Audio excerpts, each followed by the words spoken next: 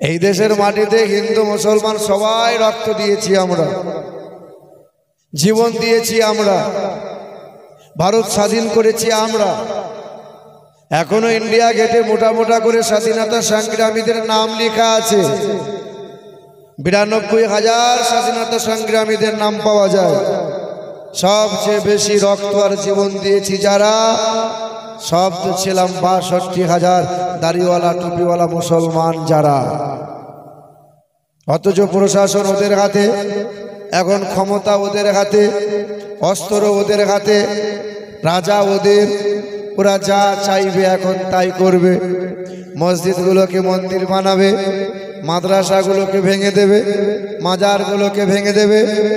শুনে রেখে দেন, 2024-এ আজ তো আপনার 14 তারিখে 15 তারিখে পা রাখলো। এই মাত্র 1.5 মাসের ভিতরে উত্তরপ্রদেশ থেকে বিভিন্ন জায়গায় মোটামুটি 6 থেকে 7টা মসজিদ ওরা ভেঙেছে, 3টে মাদ্রাসা ওরা ভেঙে দিয়েছে অলরেডি।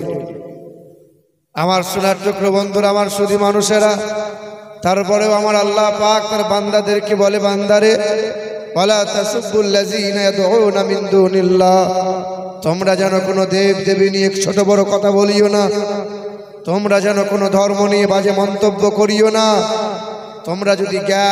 তোমরা যদি কোনো ধর্মকে গাল মন্দ করে দাও, ওরাও জ্ঞানহীনতার কারণে তোমার ইসলামকে ছোট বড় কথা বলে দেবে, অপরাধটা তোমারই হবে। আল্লাহর নবী আমার সারাটা জীবন মানবতা দিয়ে ইসলাম প্রচার করে গেছেন। যে রসুল আমার এই শাহাদত আঙ্গুলে করে আকাশের চাঁদ 2 টুকরো করেছেন, সেই নবী আমার এই পবিত্র হাত দিয়ে কুষ্ঠবেদীর গায়ে হাত বুলিয়েছিলেন, কুষ্ঠবেদী শিফা পেয়েছিল। নবী আমার হাত বুলিয়েছিলেন অন্ধ ব্যক্তির চোখে, অন্ধ ব্যক্তির চোখে জ্যোতি লাভ পেয়েছিল। যে নবী আমার কালো কাদাকার চেহারার মানুষের গায়ে হাত বুলিয়েছেন, চেহারা উজ্জ্বলিত হয়েছিল। সেই নবী আমার, নবীর ঘরে মেহমান ছিল মুসলিম। ওই মুসলিম হিন্দু মানুষটা, ওই মুসলিম ব্যক্তিটা নবীর ঘরে পায়খানা করেছিল, নবীর দেওয়ালে পায়খানা মাখিয়েছিল, নবীর বিছানাতে পায়খানা করে দিয়ে চলে গিয়েছিল। আল্লাহর নবী আমার এই পবিত্র হাত দিয়ে মুসলিমের পায়খানাও পরিষ্কার করেছেন। বাবারা ভাইরা আমার, আল্লাহর নবী একদিন ওয়াজ করেছিলেন, ওয়াজ সাহাবায়ে কিরামরা ওয়াজ শুনছিলেন। নবী আমার উঠে দাঁড়ালেন, সাহাবারা উঠে দাঁড়ালেন। সাহাবায়ে কিরামরা বললেন, নবী গো আপনি দাঁড়ালেন কেন? আল্লাহর নবী বললেন, রাস্তা দিয়ে একটি লাশ যায়, দেখতে পাও না? আল্লাহ রসুল সাল্লাল্লাহু আলাইহি সাল্লামকে বলছেন, ইয়া রাসূলুল্লাহ, ওই লাশটা তো মুসলমান নয়, ওই লাশটা তো ঈমানদার নয়। তখন আল্লাহর নবী বললেন, সে একজন মানুষ, তার দেহে যে রঙের রক্ত বইছে তোমাদের শরীরে সেই রঙেরই রক্ত বইছে। আমি রাসূলুল্লাহ মানুষ বলে দাঁড়িয়ে দাঁড়িয়ে সম্মান জানালাম। এইভাবে ইসলাম প্রচার হয়েছে ভারতের জমিনে। ভারতের জমিনে বাদশা ছিল মুসলমানরা, মন্দিরে করেছিল হিন্দুগুলোকে, মসজিদ বানিয়েছিল, তার পাশে পাশে মন্দির বানিয়ে দিয়েছিল। তারা সম্প্রীতি বজায় রাখতে গিয়েছিল। বাবাজিরা, সোনার টুকরো বন্ধুরা, আমার সুধী মানুষেরা, জ্ঞানব্যাপী মসজিদটা বাদশাহ আলমগীরের হাতে তৈরি মসজিদ। সেই সময়ে কাশীর মন্দিরের পুরোহিতরা, ব্রাহ্মণরা সহযোগিতা করেছিল। বাদশাহ আলমগীর যুদ্ধে যাওয়ার পথে জ্ঞানব্যাপী মসজিদ দাঁড় করিয়েছিল। সেই সময় হিন্দু মুসলমানের কোনো অসুবিধা ছিল না। আজকে শুধু বলছে একটা পাথর পেয়েছি, পাথর মানে শিবলিঙ্গ। কাল আপনার গ্রামে এসে একটা বলবে কালো পাথর পেয়েছি, তোমার গ্রামে হবে এটা শিবলিঙ্গ। আমার সোনার টুকরো বন্ধুরা, আমার শুধু মানুষেরা, বাবারা ভাইরা, জাতি ধর্ম দলমত নির্বিশেষে সকলকে জানাতে চাই, এই দেশের মাটিতে হতে পারে ভারতবর্ষ হিন্দুস্তানের মাটি, মুসলমানের রক্ত দিয়ে এই দেশ হয়েছে খাঁটি। ইংরেজদের তাড়িয়ে আনিল যারা ভারতের স্বাধীনতা, মুছে গেছে ইতিহাস হতে আজ তাদেরই কথা। ক্ষুদিরাম বাদল বিনয় দীনেশ প্রফুল্ল চাকি, এরাই জেনেছে স্বাধীনতা, আর কেউ আনেনি নাকি? চারিদিকে দুশ্মন, ভেঙো না মন, সাহস জমিয়ে রাখো বুকে, ঈমান জিন্দা করে জিহাদের হুঙ্কারে পরাজিত করো আজ শত্রুকে। চারিদিকে গাদ্দার ভিনদেশী তাবেদার, সজাগ দৃষ্টি রাখো সবে, সকল মির্জাফর বিদেশি গোলাম চোর, রুখতে তাদের আজ হবে। অনেক দামের দেশ, রক্ত ঘামের দেশ, মায়ার বাঁধন বড় বেশি, হিন্দু মুসলমান বৈধ বা খ্রিস্টান আমরা সকলেই তো ভারতবাসী। কেন এত সংঘাত, কেন কিসের বিবাদ? ভাই ভাই রাখো হাত হাতে, সমরে পক্ষপাতী হয়েছি ষষ্ঠ জাতি, নজির দেখাও আজ দুনিয়াতে। জোরে বলেন নারায়ে তাকবীর, নারায়ে তাকবীর, নারে রিসালাত। আল কোরআনের আলো, আল হাদিসের আলো, দ্বীন ইসলাম, দ্বীন ইসলাম, খাজা কা হিন্দুস্তান। নারায়ে তাকবীর, দুরূদ শরীফ, আল্লাহুম্মা সাল্লি আলা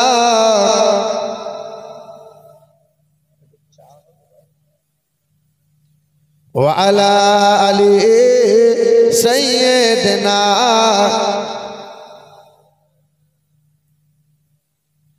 আমার মুসলমানের ছেলেরা, এ আমার নওজোয়ান যুবকেরা, আল্লাহ পাক পৃথিবীর জমিনে অসংখ্য নবী পয়গম্বর পাঠিয়েছেন।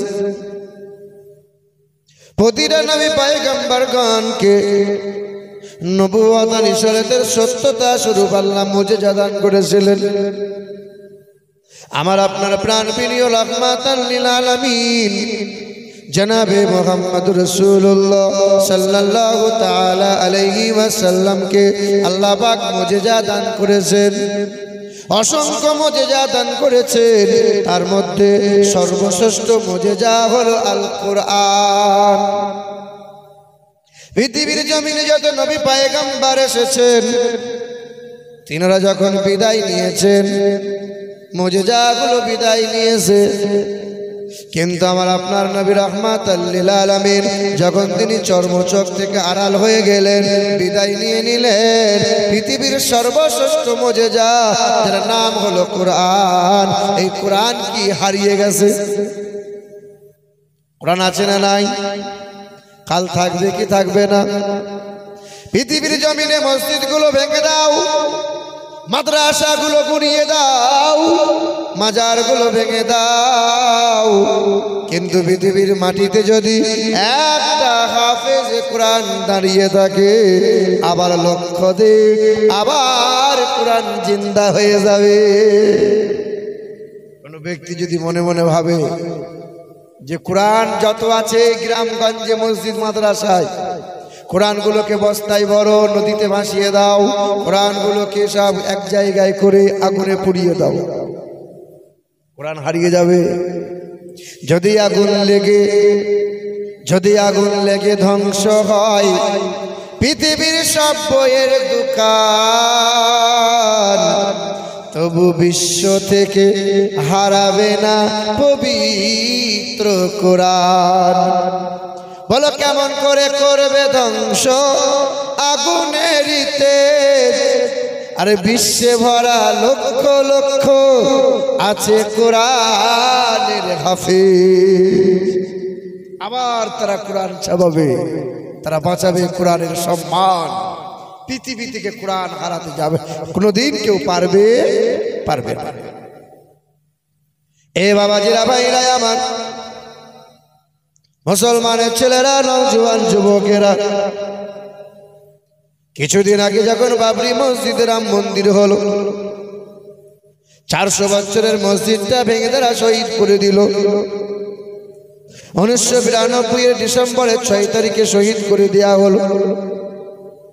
জানুয়ারির 22 তারিখে রাম মন্দির করে উদ্বোধন করে নিল। এই 24 তারিখে একজন ছত্রিশগড়ের রায়পুর গ্রামের মুসলমান মৌলানা মাদ্রাসায় ছেলেগুলোকে কোরআন তেলাওয়াত করানোর পরে বাড়ির দিকে রওনা হয়েছিল, আর এসএস পন্থীরা মারতে শুরু করলো।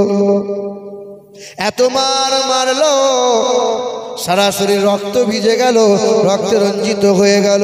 মাওলানা দৌড়ে দৌড়ে মাদ্রাসায় গিয়ে ঘরের ভিতরে লুকিয়ে গেল। দরজা ভেঙে মাওলানাকে মারতে মারতে রাস্তায় আনা হলো।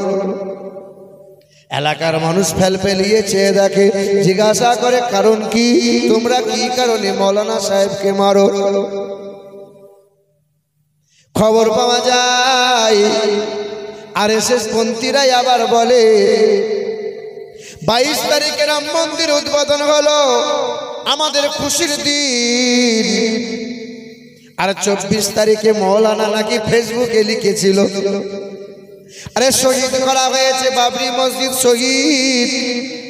আর শহীদ যারা হয় তারা কোনোদিন মরে না, মরে না। আল্লাহ কোরআন পাকে জানায়, ওয়ালা তাকুলু লিমা ইউকতালু ফি সাবিলিল্লাহ ফি সাবিলিল্লাহি আমওয়াত বাল আহইয়াউ ওয়ালাকিন লা তাশউরুন। শুধু মাওলানার অপরাধীটাই, সে শুধু ফেসবুকে লিখেছিল মুসলমান কাবরে যেও না, মুসলমান অধৈর্য হয়েও না, মুসলমান চিন্তা করো না, মসজিদকে শহীদ করা হয়েছে। শহীদ কখনো মরে যায় না, শহীদ কখনো মিশে যায় না। শহীদ যারা হয় তারা জিন্দা থাকে। ওই মসজিদ আবার একদিন ওই জায়গায় ঠাড়ো করে দাঁড়িয়ে থাকবে। এই কথা বলার কারণে মুসলমানকে মানে মাওলানাকে মারতে মারতে তাকে নিয়ে যাওয়া হচ্ছে। থানার সামনে যখন দাঁড়িয়ে গেল, থানা দেখে মাওলানার আশ্বাস হলো পুলিশ সামনে পেয়েছে আর কেউ মারতে পারবে না। কিন্তু পুলিশের সামনে যখন মারছিল, পুলিশ ফেলফেলিয়ে চেয়েছিল, সবাই মেরে মেরে তাকে চলে গেল। সারাটা শরীর ক্ষত বিক্ষত হয়ে গেল। ওই মাওলানাকে ধরে জেলে বন্দি করে দেওয়া হলো। আজ পর্যন্ত 7 জন আলেম উলামা, 7 জন হাফেজে কোরআন মানে আলেমদেরকে জেলে বন্দি করে দেওয়া হয়েছে। ওই জন্যই তো বলি সাবধান ক্যামেরাম্যান, সাবধান। কিছুদিন আগে দিনাজপুরের মাটিতে একজন ব্যক্তিকে মারা হয়েছে, দাড়িওয়ালা লোক। শুধু এই মানুষটা বলেছিল, বাজারে দাঁড়িয়ে শুধু বলে দিয়েছিল একদিন আবার মুসলমানদের জয় হবে। শুধু এই কথা বলার কারণে জামার কলার ধরেছিল, মারতে লেগেছিল। সবাই যখন বলে মেরো না মেরো না, মারতে মারতে মারতে মারতে জামা কাপড় ছিঁড়ে দিল। যে যেমন করে পারলো তেমন করে মারলো। অপরাধটা কি ছিল? শুধু এই কথা বলেছিল মুসলমানদের একদিন জয় হবে, বিজয়ের পতাকা মুসলমানের হাতে উড়বে। একদিন ও বাবু কোথায় যাবে, যোগী বাবু কোথায় যাবে, সেই দিন মা বলার সুযোগ পাবে না। বাবাজিরা, ভাইরা, মা, ক্ষমতা ওদের হাতে, অস্ত্র ওদের হাতে, রাজা মন্ত্রী সব ওদের, যা চাইবে ওরা তাই করবে। না বন্ধু না, আল্লাহ পাক তো মুসলমানদের পরীক্ষা নিচ্ছে, পরীক্ষা। আজ আমি আপনি সব দলবাজি করছি, আল্লাহ রশিকে শক্ত করে ধরতে পারি নাই। বলছে ও তবলিগি, আচ্ছা ও বেরেলি, ও ফুরফুরা, ও অমুক। এখন হুজুরে হুজুরে মারামারি, সব মোবাইল খুললি দেখতে পাবেন। রজব আলী হুজুর ওকে বলল, ও অমুক জনা একে বলল। এই তো চলছে, বলেন এই চলছে হুজুরে হুজুরে মারামারি। জনসাধারণ বলছে হাই রে, টুপিওয়ালা দাড়িওয়ালা হুজুররা যদি এইরকম করে তা আমরা কোথায় যাব? বাবাজিরা, ভাইরা আমার, একটু মনোযোগ সহকারে শোনেন বাবা। পৃথিবীর জমিনে আল্লাহ পাক মুসা নবীকে পাঠালেন। মুসা নবী আলাইহিস সালাতু ওয়াস সালাম বগলের নিচ থেকে হাতটা বার করে যখন ধরতেন, এই হাত থেকে সূর্যের ন্যায় আলো বার হয়ে ঝলমল করে প্রকাশ হতো। मूसा नबीर मुजिजा मूसा नबी जे लाठी हाथे छिलो ओई लाठी যখন জমিনে ফেলে দিত সঙ্গে সঙ্গে লাঠিটা হয়ে যেত সাপ। मूसा नबी নাই পৃথিবীতে मूसा नबी বিদায় নিলেন। পৃথিবী থেকে मूसा नबी আলাইহিস সালাতু ওয়াস সালাম বিদায় নিলেন। সঙ্গে সঙ্গে মুজিজাগুলো বিদায় নিল। আজও লাঠি আছে। পৃথিবীর কোনো পালোয়ান যদি ওই লাঠি ছেড়ে দেয় আর কি সাপ হবে? বাবারা ভাইরা আমার, দাউদ নবী আলাইহিস সালাতু ওয়াস সালাম কে আল্লাহ পাক মুজিজা দিয়েছিলেন। দাউদ নবী লোহা ধরতেন, সঙ্গে সঙ্গে লোহা গলে যেত। ওই দাউদ নবী আলাইহিস সালাতু ওয়াস সালামের উপর কিতাব নাজিল করলেন, যার নাম হলো জাবুর। দাউদ নবী যখন মধুর কণ্ঠে জাবুর কিতাবটা তেলাওয়াত করতেন, জঙ্গলে লুকায়িত জিনগুলো, আসমানের উড়ন্ত জিনগুলো ওই দাউদ নবীর মধুর কণ্ঠের তেলাওয়াত ঝাঁকে ঝাঁকে দলবদ্ধ হয়ে শুনে যেত। দাউদ নবী আলাইহিস সালাতু ওয়াস সালাম পৃথিবীর জমিনে নাই। ওই জাবুর কিতাব যদি কোনো মানুষ আজও পড়ে, আর উড়ন্ত জিনগুলো, জঙ্গলে লুকায়িত জিনগুলো আর জাবুর কিতাব ওই রকম ঝাঁকে ঝাঁকে আর কি শুনবে? দাউদ নবী নাই, তার মুজিজাগুলো নাই। সুলাইমান নবী আলাইহিস সালাতু ওয়াস সালাম 13 বছর বয়সে সিংহাসন পেয়েছিলেন। সুলাইমান নবী আলাইহিস সালাতু ওয়াস সালাম, সুলাইমান নবী যখন সিংহাসনে বসে যেতেন, এক চোখের পলকে বাতাসের মাধ্যমে 1 মাসের রাস্তা অতিক্রম করে যেতেন। সুলাইমান নবী নাই, পৃথিবীতে তার মুজিজাগুলো নাই, কিন্তু সিংহাসন আছে। আজও কোনো মানুষ যদি এক বালতি, আমার বাবাজিরা ভাইরা আমার, ওই সিংহাসন যদি কোনো মানুষ চালাতে চায়, উড়াতে চায়, আর কি কেউ পারবে? পারবে না। আল্লাহ পাক ঈসা নবী আলাইহিস সালাতু ওয়াস সালামকে পাঠালেন। ঈসা নবী আলাইহিস সালাতু ওয়াস সালাম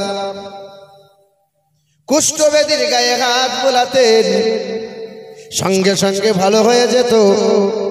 মরা মানুষের গায়ে হাত বোলাতেন, আল্লাহ পাকের হুকুমে মরা মানুষ জিন্দা হয়ে যেত। ঈসা নবী পৃথিবীর জমিনে নাই, কিন্তু তার দাবিদার কিছু অনুসারী আছে। খ্রিস্টান বলে দাবি করে তারা। ওই কোন খ্রিস্টান অনুসারী যদি মরা মানুষের শরীরে হাত বোলায়, আর কি মরা মানুষ জিন্দা হবে? হবে না। ঈসা নবী নাই, তার মুজিজাগুলো পৃথিবীর জমিনে নাই। কিন্তু আমার আপনার প্রাণ প্রিয় রাহমাতাল লিল আলামিন জনাবে মুহাম্মদুর রাসূলুল্লাহ সাল্লাল্লাহু আলাইহি ওয়াসাল্লাম পৃথিবী থেকে বিদায় নিয়েছেন, তার মুজিজা কিন্তু হারিয়ে যায় নাই। সর্বশ্রেষ্ঠ মুজিজার নাম কি? আল কোরআন।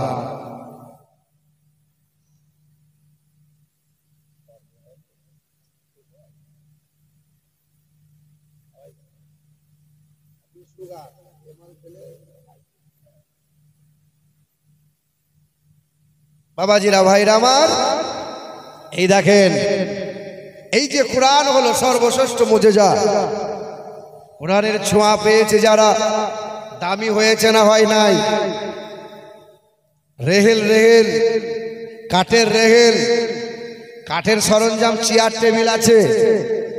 পা লাগলে কেউ দুঃখ করে না, কিন্তু রেহেলে পা লাগলে মানুষ দুঃখ করে কি করে না?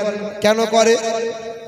কারণ কোরআনের ছোঁয়া পেয়েছে বলে ওই রেহেলের সম্মান বাড়িয়েছেন কে? আল্লাহ। এই দেখেন, কোরআনকে জড়িয়ে রাখা হয়, যাকে জুজদান বলা হয়। জুজদান, কাপড় জামা কাপড় আলমারিতে বাড়িতে অনেক আছে। পা লাগলে কেউ দুঃখ করে না, কিন্তু কোরআনকে জড়িয়ে রাখা হয় এই সামান্য কাপড়ের টুকরা জুজদান। পা লাগলে মুসলমানদের কষ্ট হয় কি হয় না? জুজদানকে সম্মান বাড়ালো কে? আল্লাহ। কেন? কোরআনের ছোঁয়া পেয়েছে বলে। কোরআন কাদের জন্য বাবা? কোরআন কাদের জন্য? কোরআন তো আমাদের জন্য। রেহেল যদি দামি হয়, জুজদান যদি সম্মান পেয়ে যায়, যাদের জন্য কালাম, আল্লাহ পাক এই বান্দা বান্দীদের দাম বাড়াবেন কি বাড়াবেন না? এখানে অনেক মানুষ আছে কোরআন পড়তে জানে না। 50 বছর বয়স হয়ে গেল, 60 বছর বয়স হয়ে গেল, 70 বছর বয়স হয়ে গেল, মানুষটা চুলদারি সাদা হয়ে গেল। এই মানুষটার মনে মনে একবার কি হলো না, আল্লাহর কালাম বুকে জড়িয়ে নি, আল্লাহর কালামকে চুমা দি, আল্লাহর কালামে হাত বোলায়। আল্লাহর কোনো বান্দা বান্দি কোরআন পড়া জানে না, এই আল্লাহর কোনো বান্দা বান্দিটা যদি কোরআনকে চুমা দেয়, কোরআনে বুকে নেয়, কোরআনে হাত বোলায়, আল্লাহ পাকের দরবারে চোখের পানি ফেলে বলে, ও দয়ার মালিক আল্লাহ, তোমার এই কালামকে পড়ে দেখার সুযোগ হলো না। ছেলে মেয়ের মায়ায় পড়ে তোমার কালামকে একবার খুলে দেখতে পেলাম না। আল্লাহ পাকের বান্দা যখন কোরআনে চুমা দেয়, কোরআনে হাত বোলায়, কোরআনটাকে বুকে নেয়, আল্লাহ পাক ওই বান্দা, ছোট বান্দা, নাদান বান্দা, নাচিজ বান্দা, আমার আল্লাহ পাক ওই মানুষটাকে তার প্রিয় বান্দা বানিয়ে নেয়। শুধু আমার আল্লাহ পাক জানান যে বান্দা কোরআনের পরশে থাকো, কোরআনকে বুকে নাও। বাবাজিরা ভাইরা আমার, আল্লাহ পাক রব্বুল আলামিন কোরআন পাকে জানিয়ে দেন, ইন্না আরাদনাল আমানাতা আলাস সামাওয়াতি ওয়াল আরদ ওয়াল জিবাল ফাআবাইনা আন ইয়াহমিলনাহা ওয়া আশফাকনা মিনহা ওয়া হামালাহাল ইনসান। কোরআন শরীফের পারা নম্বর 22, পৃষ্ঠা নম্বর 6, আয়াত নম্বর 72, লাইন নম্বর 12। আমার আল্লাহ পাক জগতের মানুষকে জানিয়ে দিল, নিশ্চয়ই আমি আল্লাহ পাকের মোয়া আমানতটা আসমানকে চেয়েছিলাম, পাহাড় পর্বতকে দিতে চেয়েছিলাম, জমিনকে বলেছিলাম, সবাই বলেছিল না না, তোমার এই কালামের ওজন সহ্য করতে পারবো না, এই কালামের ভারসাম্য রাখতে পারবো না, ভারসাম্য হারিয়ে ফেলবো। কিন্তু একজনা আল্লাহর বান্দা, একজন আল্লাহ পাকের বান্দা বলেছিল, আল্লাহ তোমার আমানতটা যদি আমাকে দাও, আমি কোনোদিন ফেলবো না। আল্লাহ পাক রব্বুল আলামিন জানিয়ে দেন, ওয়াল্লাযীনা আমানু ওয়া আমিলুস সলিহাত ওয়া আমানু বিমা নুজিলা আলা মুহাম্মদ। আল্লাহ পাক রব্বুল আলামিন তার প্রিয়তম হাবিব, হাবিবে কিবরিয়া জনাবে মুহাম্মদুর রাসূলুল্লাহ সাল্লাল্লাহু আলাইহি ওয়াসাল্লামের উপর এই কিতাব নাজিল করে দিলেন। তার শুরুতেই আমার আল্লাহ পাক জানিয়ে দিলেন, জালিকাল কিতাব লা রাইবা ফি, এই কিতাবের মধ্যে কোনো ত্রুটি নাই, এই কিতাবের মধ্যে কোনো ভুল নাই, কোনো দুর্বলতা আমি আল্লাহ রাখি নাই। কারণ এই কিতাবটা কোনো কবির কাব্য নয়, কোনো বৈজ্ঞানিকের বিজ্ঞান নয়, কোনো ঐতিহাসিকের ইতিহাস নয়, কোনো ভৌগোলিকের ভূগোল নয়, এটা হলো আমি আল্লাহর কালাম। ওয়া ইন্নাহু লাতানজিলু রাব্বুল আলামিন, এই কালাম হলো আমি আল্লাহর কালাম। হে মুসলমানের ছেলেরা, হে নওজোয়ান যুবকেরা, আমার বাবাজিরা ভাইরা আমার, বারবার কথা বলতে মনে হয়, আমরা কোরআন পড়ি না, আমরা কোরআনটা চোখে দেখলাম না, কোরআনে হাত বোলালাম না, কোরআনটা বুকে নিলাম না। ইতিহাস খুলে দেখেন, পৃথিবীর কত তাবর তাবর বৈজ্ঞানিকেরা, পৃথিবীর কত তাবর তাবর ব্রাহ্মণেরা এই কারে কোরআন পড়ে, কোরআন রিসার্চ করে একজনা আল্লাহর ইমানদার বান্দা হয়ে গেছে। খবর লাগাও মুসলমান, আমার পশ্চিম বাংলার মাটিতে বেশি দিনকার কথা নয়, বেশি দিনকার কথা নয়, মাত্র 3 বছর হলো এই পশ্চিম বাংলার মাটিতে আলিপুর দুয়ার বলে একটা জায়গা আছে, জলপাইগুড়ি কোচবিহার আলিপুর দুয়ার। হে মুসলমানের ছেলেরা, নওজোয়ান যুবকেরা, 3 বছর আগেকার কথা, বামুন ঘরের একটা ছেলে কোরআনকে অসম্মান করতে চেয়েছিল, কোরআনকে অপদস্থ করতে চেয়েছিল। দিন রাত শুধু মুসলমানদের নামে বাজে কমেন্ট করত, মুসলমানদেরকে বাজে বাজে পোস্ট করত। আহারে এ সোনার টুকরো বন্ধুরা, আমার সুধী মানুষেরা, ওই আলিপুর দুয়ারে জালসা করতে গিয়েছিলাম, আমাকে ওই ছেলেটাই প্রশ্ন করেছিল, একটা একটা করে প্রশ্ন করেছিল। আমাকে তাদের ধর্মগ্রন্থের বিষয়ে জানতে চেয়েছিল, মানে আমাকে প্রশ্ন করেছিল।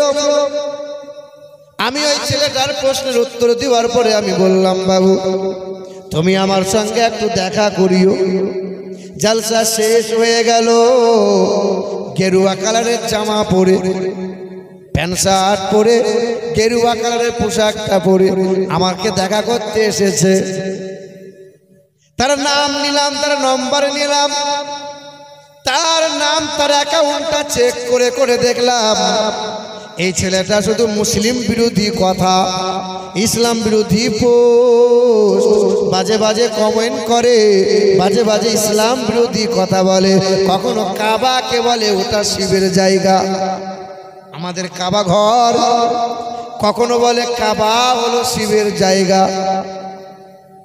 এ বাবাজিরা, ভাইরা আমার, এইভাবে বাজে বাজে বাজে বাজে কমেন্ট করে। ছেলেটাকে মাঝে মধ্যে আমি ফোন করি, ও কিন্তু ফোন করে না, ফোন আমি করি, কারণ আমার দরকার আছে এই ছেলেকে।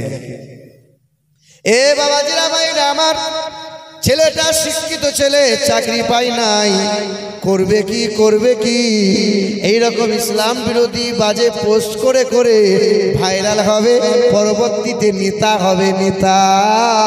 এখন দেখবেন ইসলাম বিরোধিতা বেশি যে করতে পারবে, ওই দলের সরকারের নেতা সে বড় নেতা হবে।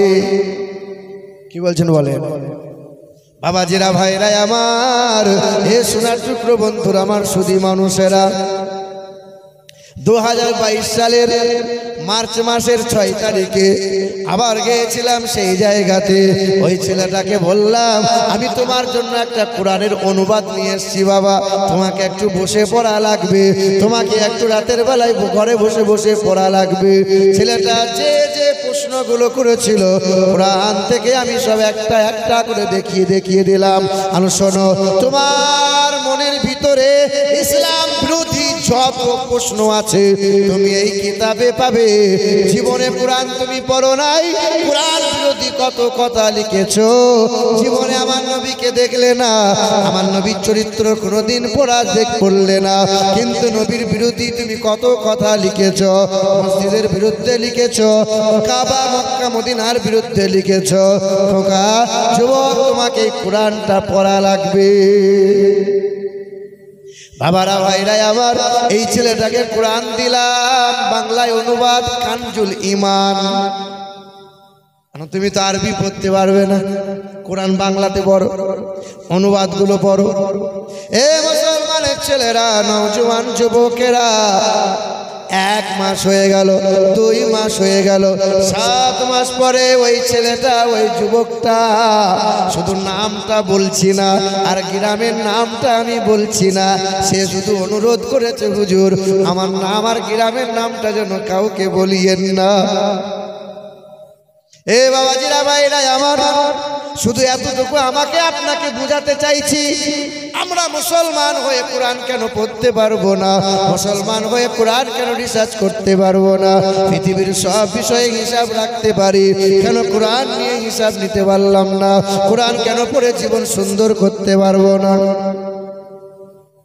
ওই বামুন ঘরের ছেলেটা বিকম করেছে, ওই ছেলেটা ডিএড করেছে, চাকরি তালাশ করে করে বেড়াই, চাকরি যখন পাচ্ছে না, ছেলেটাকে বললাম তোমার হাতে সময় আছে, তুমি হাতে সময় পেয়েছো, সন্ধ্যা যখন হয়ে যাবে তখন তুমি এই কোরআনটা নিয়ে এক পাতা দু পাতা করে তুমি অনুবাদগুলো পড়িও, সব প্রশ্ন তোমার সব উত্তর পেয়ে যাবে, মনের কালিটা তোমার ধীরে ধীরে মুছে যাবে।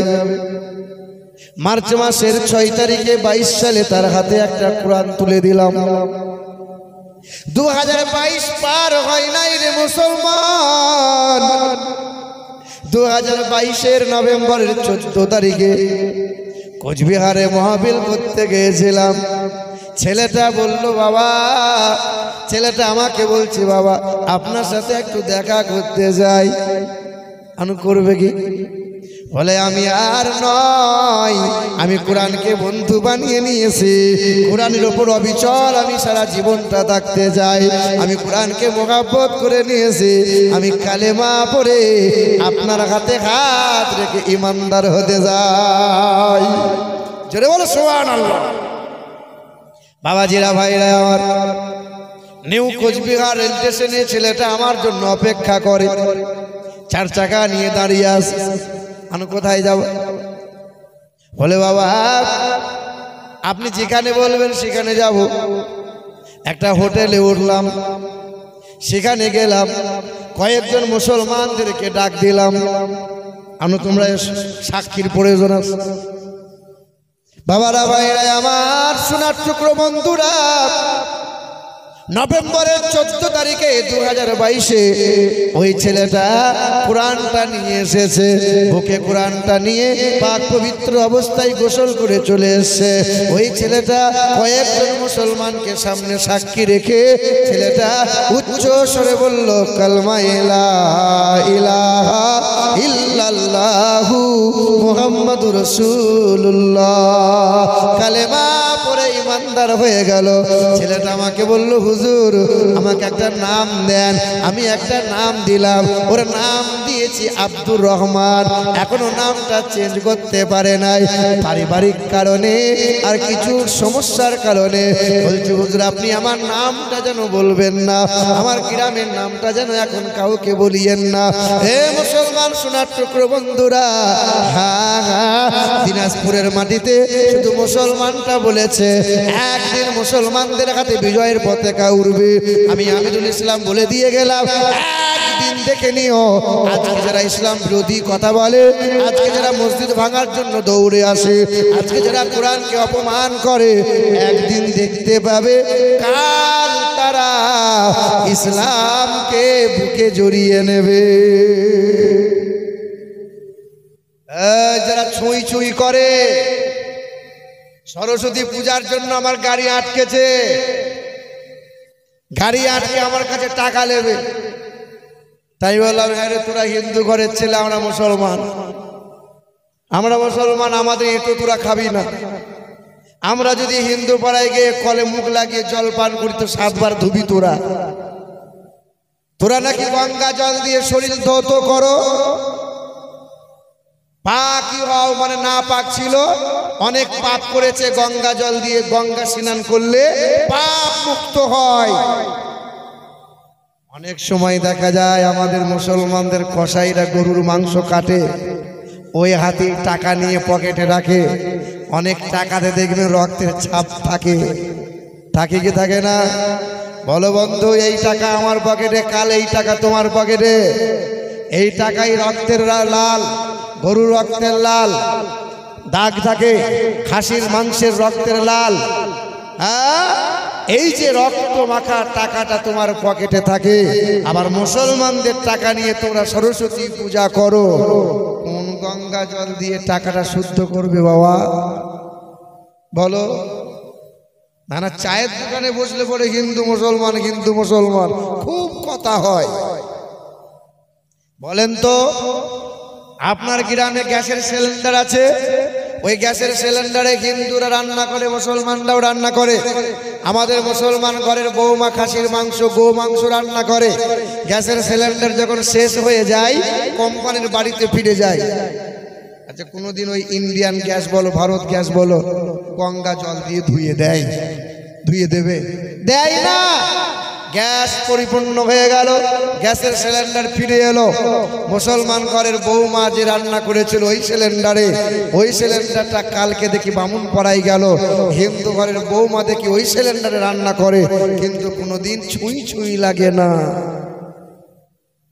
আমার একজন হিন্দু ভাই, সে আজকে বামুন হয়েছে গলায় পইতে নিয়ে, আর আজকে আমি হয়েছি মৌলভী সাহেব।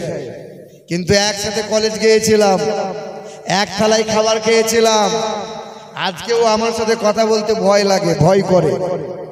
তো অসুস্থতার কারণে হাসপাতালে ভর্তি হয়েছে। তো আমাকে ফোন করে বলছে, ভাইজান কোথায় আছেন? তখন কেন রে? বলছে, ভাই একটু এতে জল পড়া দিবে একটু। তা না, আমাদের জল পড়া নিবি?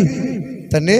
দেখবেন হিন্দুরা বেশি মুসলমানদের জল পড়া নেয়, পানি পড়া নেয়, মানে খুব বিশ্বাস করে ওরা জানে যে মুসলমানদের কাজ আছে, মুসলমানদের কোরআনের কথা বলে। হ্যাঁ, তা আমি হাসপাতালে বর্ধমানে দেখা করতে গেলাম। বলে, কেমন আছিস রে? বলে, ভালো নেই, একটু জল পড়া দে। আমি জল পড়া দেওয়ার পরে বললাম, ডাক্তার কি বললো? কি যে ডাক্তার বললো যে 4 বোতল রক্ত লাগবে। হ্যাঁ রে, রক্ত তো হিন্দুরাও দেয়, রক্ত তো মুসলমানরাও দেয়, সবার রক্ত হাসপাতালে জড়ো হয়। আজকে রক্তটা হিন্দু নিবি না মুসলমানের রক্ত নিবি?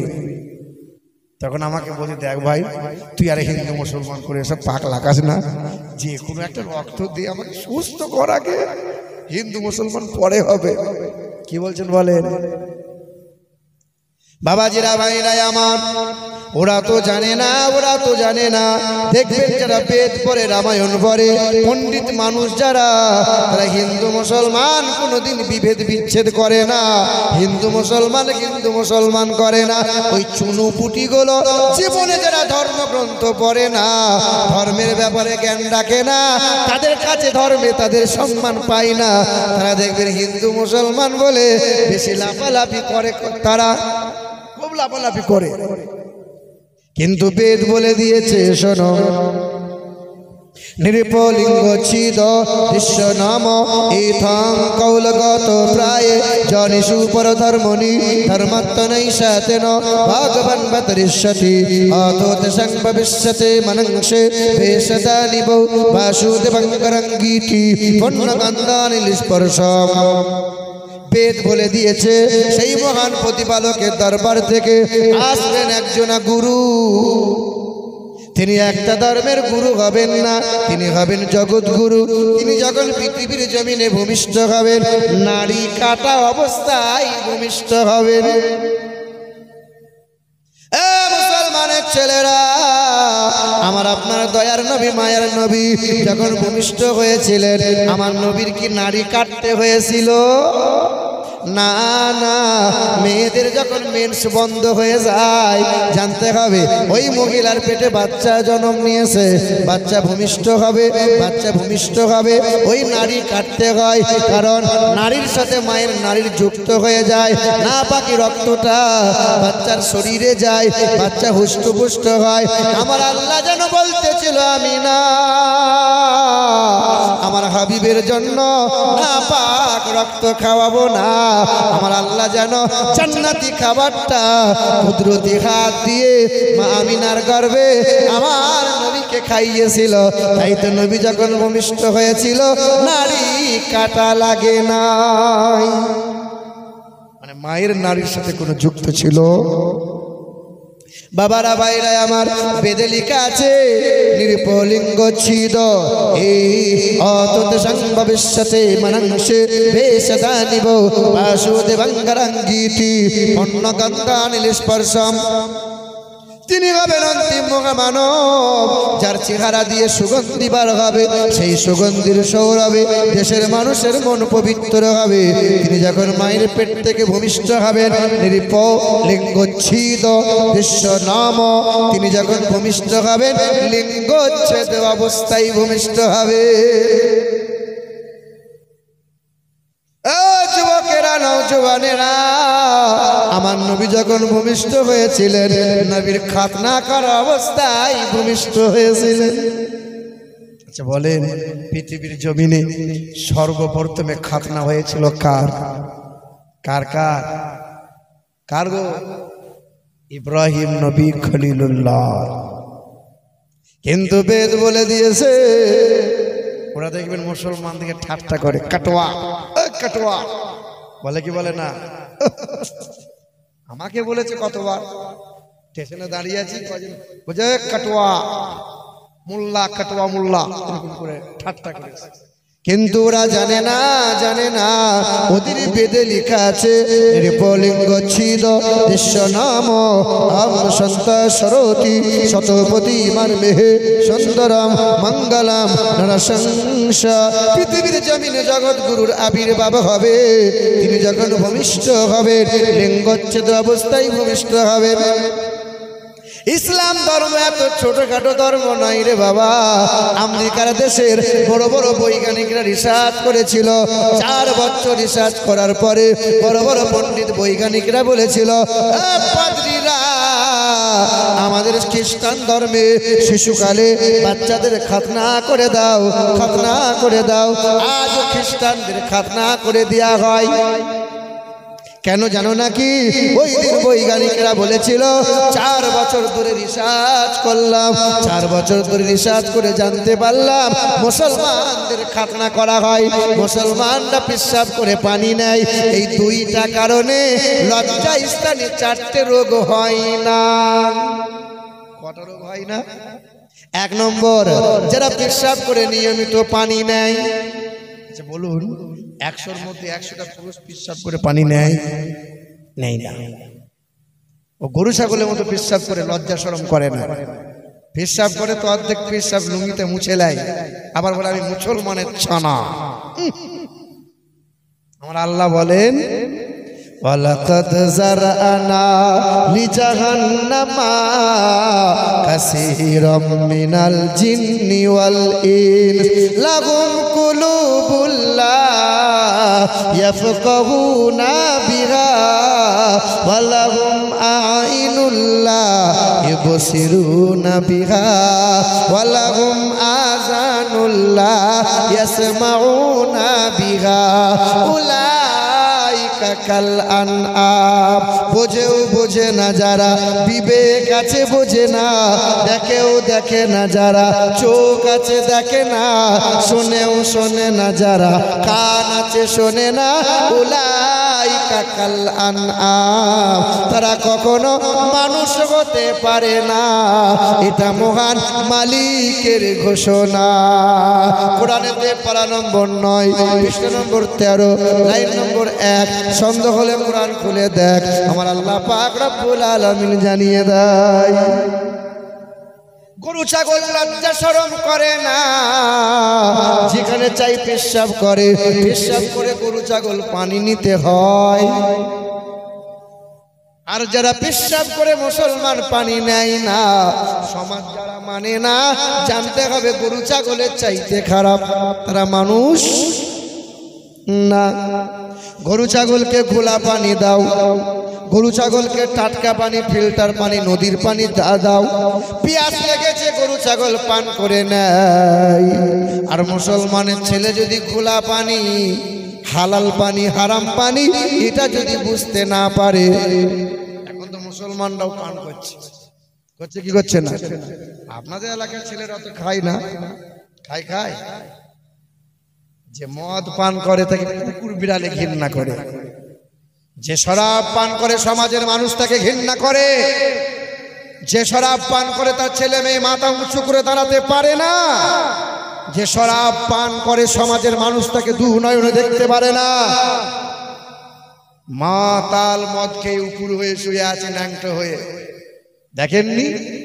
যে মাতাল, যে মদ পান করে, হিন্দুদের ধর্মগ্রন্থে লেখা আছে, কোরআনে তো 4 জায়গায় বলা আছে তোমরা শরাব পান করিও না, বারবার বলা আছে।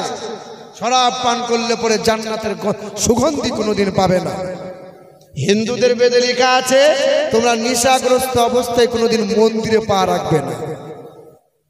আবার দেখবেন দুর্গা পুজো, কালী পুজো হয়, এত পরিমাণে মদ পান করে ন্যাংটো হয়ে কখনো আবার বউকে মাও বলে ফেলে। হ্যাঁ, তো উপর হয়ে শুয়ে আছে, দেখবেন গুরুজনরা বলে নাকি লেবু জল দিলে পরে নাকি মাতালের নেশা কেটে যায়। হাঁ করে উপর হয়ে শুয়ে আছে। একটা নিরীহ কুত্তা বলছে, ঠিক আছে তুই লেবু জলের শরবত আমি দেবো, তুই থাম। হ্যাঁ, ট্যাঙ্ক তুলে দিয়েছে বুঝলেন। এ তখন জিভ নেড়ে বলছে, সাংঘাতিক শরবত রে, এই জাপানি শরবত দিল কে? কুকুর বলছে, আমি ছাড়া আবার কে? বুঝতে পারছেন না? মুসলমান যদি হারাম হালাল বুঝতে না পারে, কোনটা হারাম পানি কোনটা গোলা পানি আমার আল্লাহ পাক জানিয়ে দেয়। জেনে রাখতে হবে, মানুষের বাচ্চা নয়। উলাইকা কাল আনআম বাল হুম আযাল উলাইকা হুমুল গাফিলুন। তারা চার পায়ে গরু ছাগল কুকুর বিড়ালের চাইতে খারাপ। বাল হুম আযাল উলাইকা হুমুল গাফিলুন, তারা পথভ্রষ্ট। আচ্ছা, আপনার বাড়িতে গরু আছে না নাই? আচ্ছা, এই যে গলার দড়ি যদি গোয়াল থেকে খুলে যায়, আপনার গ্রামের সামনে জমিটায় সরিষা বুনেছেন আপনি, সরিষা, আপনার গরুটা ছুটে এসে জমির সামনে দাঁড়িয়ে দাঁড়িয়ে চিন্তা করছে, এটা তো আমার মালিকের জমি, না এটা আমি খাবো না, পরের জমি খাবো আমি। আচ্ছা, গরু এটা ভাববে না সামনে যেটাই পাবে সেটাই চালাবে? হ্যাঁ, এই দেখো তোমার ছেলে দিন গেলে পরে 14টা করে বিমল আর তেরঙ্গম, গরু 14টা করে বিমল চিবোচ্ছে। অল্প দিনে যৌবন হারাবে খোকা, অল্প দিনে বউ পালাবে ঘর ছেড়ে, হারবাল কোম্পানি ধনী হবে। বিমল কম খা একটু। হ্যাঁ বাবাজিরা, আমার সুরার টুকরো বন্ধুরা, আমার শুধু মানুষেরা, গরু ছাগল গোয়ালে থাকে, গরুর বাছুর লাফালাফি করতে গিয়ে আগুনে পা পড়ে গেছে, আর পাটা পুড়ে গেছে। আচ্ছা, গাই গরু এ বসে বসে কাঁদবে, বসে বসে বাছুরের জন্য কাঁদবে, না নিজের খাবার ঠিক নিজে চালাবে? ও অবলা প্রাণী, কিন্তু আমরা তো মানুষ, আমাদের তো বুদ্ধি আছে।